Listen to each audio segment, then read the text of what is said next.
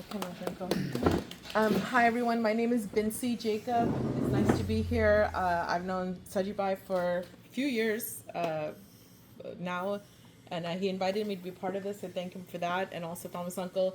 I think this might be the first time we're meeting, but on Facebook we have been friends for a long time, and I have talked about his story on my Facebook and got hundreds of comments from people around the country saying, wow, you have a Malayalam speaking or Malayalam capacity Alcoholics Anonymous group, which is amazing.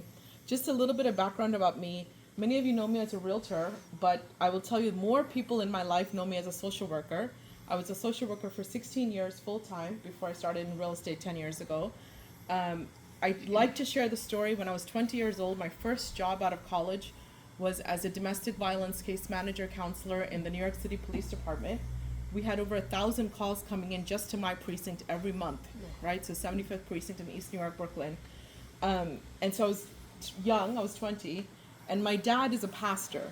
And my dad said, "Ninde jolly atra ശരിയാണെന്ന് എനിക്ക് തോന്നുന്നില്ല." And I said, "Daddy, why?"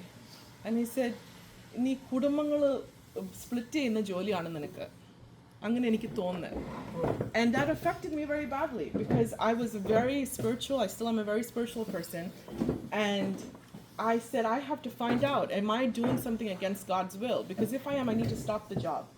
So that put me on a journey to spiritually meet mentors, read the Bible, do research. And everything came to the conclusion that when you are helping the person who is a victim, you are doing God's work, right? The breaking of the marriage is not by helping the victim. The breaking of the marriage is by the person perpetrating violence, right? That is when the marriage is broken. And so I was able to go back to my dad because he listened to us. He had 3 girls. He had no choice. And said, "Daddy, this is not true. You know, this is what I found out." And I will tell you very quickly, he started referring people to me, right? Because as a pastor in the community, he was getting so many people calling for needs that were confidential, private. And he would say, "I can help you spiritually, but if you want more practical help, call my daughter." And so the last 20 plus years, not just my dad, but many, many people for domestic violence issues, sexual assault, human trafficking, those are the main issues I helped. But also I've helped hundreds of undocumented Malayalis here in America, help people in crisis, sudden deaths, where body has to be repatriated back to India. So many different crisis supports.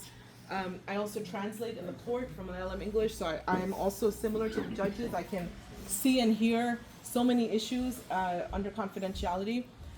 My hope, I'd like what Judge George said and what Justin said, we need to incorporate our faith communities, we need to incorporate our younger generation.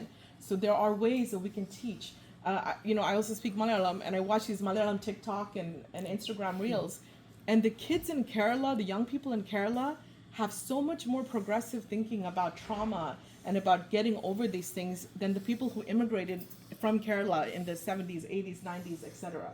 So we have to bring that healing, that possibilities for the adults, for people my age who are raising young children, and for the younger children. How do we have healthy relationships? How do we not, if we have a gene for addiction, how do we control that? How do we make preparations against it?